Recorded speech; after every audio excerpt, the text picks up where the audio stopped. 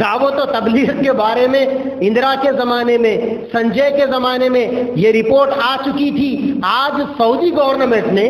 اپنی اوقاف منسٹری کی جانب سے یا اپنی مذہبی منسٹری کی جانب سے گزشتہ جمعہ میں پوری سعودی عربیہ کی مسجدوں میں اعلان کروایا کہ دعوت و تبلیغ مشرکوں کی جماعت ہے، قبروں پر سجدہ کرنے والوں کی جماعت ہے۔ ارے سعودی گورنمنٹ کو میرا مشورہ ہے کم سے کم اتنا گھٹیا الزام اتنی بابرکت جماعت پر لگانے سے پہلے، اور اتنی ایسی جماعت کہ جس جماعت سے مجموعی طور پر اللہ تعالیٰ نے پوری دنیا میں جو کام لیا 1300-1400 سالہ تاریخ میں اسلام میں کسی اور جماعت سے اللہ تبارک و تعالیٰ نے ایسا کام نہیں لیا۔ کم از کم سعودی گورنمنٹ اتنا گھناؤنا الزام لگانے سے پہلے، یا وہ اہل حدیث ملا، وہ سلفی ملا جنہوں نے سعودی گورنمنٹ کو گمراہ کیا، جن کی غلط بریفنگنگ کے نتیجے میں، جن کے غلط انفارمیشن کے نتیجے میں آج سعودی گورنمنٹ یہ حرکت کرنے پر اور یہ گھناؤنا عمل کرنے پر مجبور ہوئی، اور اللہ کے نبی کے ممبروں پر ٹھہر کر اللہ تبارک و تعالیٰ کی ایک خالص جماعت جو اللہ کے بندوں کو اللہ تعالیٰ سے جوڑنے کی دعوت دیتی ہے، جو صرف صبح سے شام تک ایمان ایمان ایمان اور صرف ایمان کا نعرہ لگاتے ہیں، ایسی بابرکت جماعت روئے زمین کی ایسی پاکیزہ جماعت کے اوپر مسجد کے محراب سے، مسجد کے ممبر سے اتنا گھناؤنا الزام کہ یہ جماعت کے لوگ قبروں پر سجدہ کرتے ہیں، قبروں کی پوجا کرتے ہیں، اور تو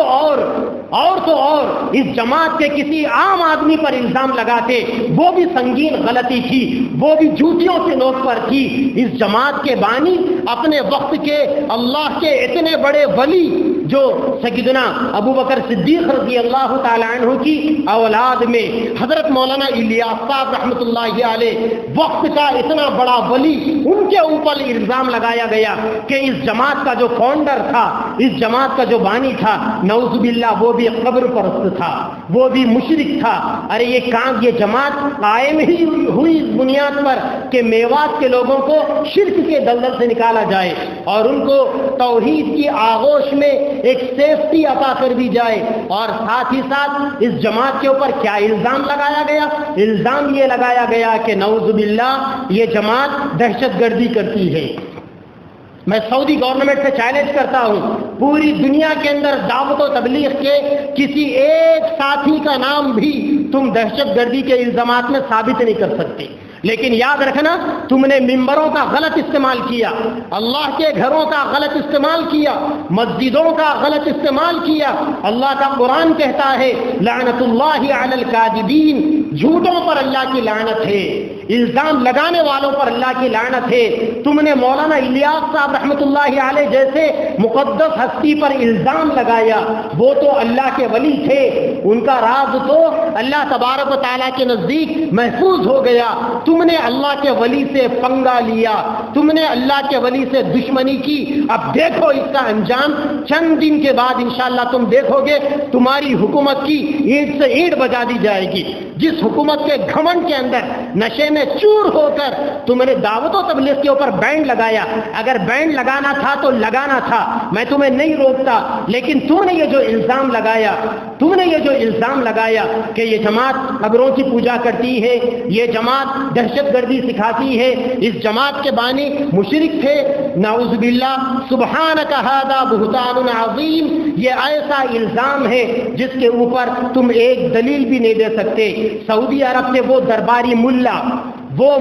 جنہوں نے جو علماء سو ہیں، جنہوں نے اپنا دین بیچ دیا، اسلامی غیرت بیچ دی، اور وہاں کے حکمران آل سعود جو دراصل اپنے آل یہود ہونے کا، آل ہنود ہونے کا ثبوت دے رہے ہیں، اور آئے دن کبھی مکہ کے قریب میں کوئی ناچ گانے کا پروگرام ہوتا ہے تو کہیں مدینہ کے قریب میں فیشن شو ہوتا ہے، شراب کے اڈے کھولے جاتے ہیں، جوا خانے کھولے جاتے ہیں، فیشن شو کے پروگرام کھولے جاتے ہیں، اور عورتوں کے پردوں پر آزادی دی جاتی ہے، ان کو بے حیائی کے لیے اختیار دیا جاتا ہے، جمعہ کی نماز کے اندر تبلیغی جماعت پر بین کی پابند بات ہوتی ہے، اور سعودی عربیہ کے کیپٹل میں اسی جمعہ کی نماز کے بعد سلمان خان کو بلا کر گانے بجانے کا بڑا پروگرام کیا جاتا ہے۔ ارے تمہارے جھنڈوں کے اوپر کلمہ لکھا ہوا ہے، تمہاری عدالتوں میں قرآن اور حدیث رکھی ہوئی ہے، تم اپنے آپ کو اسلامک کنٹری کہتے ہو۔ اللہ تعالیٰ نے تم کو یہ اعزاز بخشا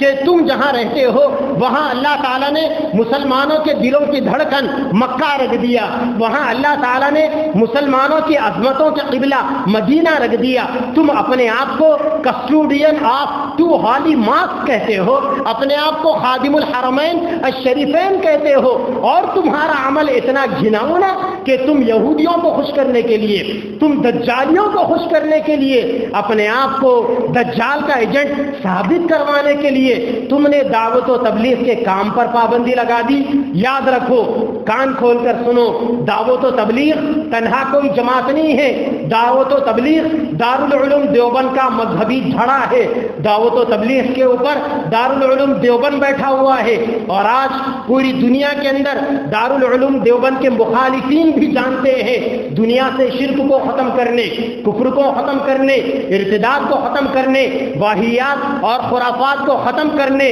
دارالعلوم دیوبند کا جو دان ہے، جو قربانی ہے، پوری دنیا مل کر اس کی مثال قائم نہیں کر سکتی۔ اسی کی ایک شاخ یہ دعوت و تبلیغ کا کام ہے۔ انشاءاللہ مجھے اللہ کی ذات سے کامل یقین ہے، سعودی عربیہ کے اندر دعوت و تبلیغ کے اوپر پابندی لگی، چند مہینوں میں آپ دیکھیں گے، چند سالوں میں آپ دیکھیں گے اللہ تبارک و تعالیٰ دعوت و تبلیغ کی اس پابندی کو دعوت و تبلیغ کے دبرے کا نہیں بلکہ پھلنے پھولنے کا ذریعہ بنائیں گے، کیونکہ یہ دعوت و تبلیغ اسلام کی دعوت دیتی ہے، اور میرے نبی نے فرمایا الاسلام یعلو ولا یعلا، اسلام اونچا رہنے کے لیے آیا ہے، دبنے کے لیے نہیں آیا۔ انشاءاللہ یہ دعوت و تبلیغ کا کام بھی آگے چل کر تمہیں بتائے گا۔ تم تو دعوت و تبلیغ کا سعودی عربیہ سے بوریا بستر سمیٹنا چاہتے ہو، انشاءاللہ دنیا دیکھے گی، پورا مڈل ایسٹ نہیں، پورے گلف کنٹریز نہیں، پورے عالم کے اندر چند ہفتوں میں، چند مہینوں میں، چند سالوں میں دعوت و تبلیغ کا ایسا ڈنکا بجے گا اور ایسا دبدبا بجے گا، پھر انشاءاللہ مولانا یوسف صاحب رحمۃ اللہ علیہ نے جو یہ بات فرمائی تھی کہ یہ دعوت و تبلیغ کا کام قیامت تک چلے گا، اتنا لمبا چلے گا کہ یہی دعوت و تبلیغ حضرت مہدی رحمۃ اللہ علیہ سے جا کر یہ کام ملے گا۔ انشاءاللہ دعوت و تبلیغ کا کام آگے بڑھے گا، حضرت مہدی علیہ الرضوان کے زمانے تک یہ کام چلے گا، پھر حضرت مہدی اس دعوت و تبلیغ کے مخلص ساتھیوں کو لے کر اور ساری دنیا کے مجاہدین کو لے کر دنیا سے کفر کا سسٹم ختم کریں گے۔ پھر انشاءاللہ دنیا میں ایک دن ایسا آئے گا، میں رہوں یا نہ رہوں، سعودی عرب کے یہ حکمران آل سعود رہے یا نہ رہے، اللہ تبارک و تعالیٰ کے اس مرد قلندر، اس مرد درویش حضرت مولانا یوسف صاحب رحمۃ اللہ علیہ کی بات 100% صادق آئے گی۔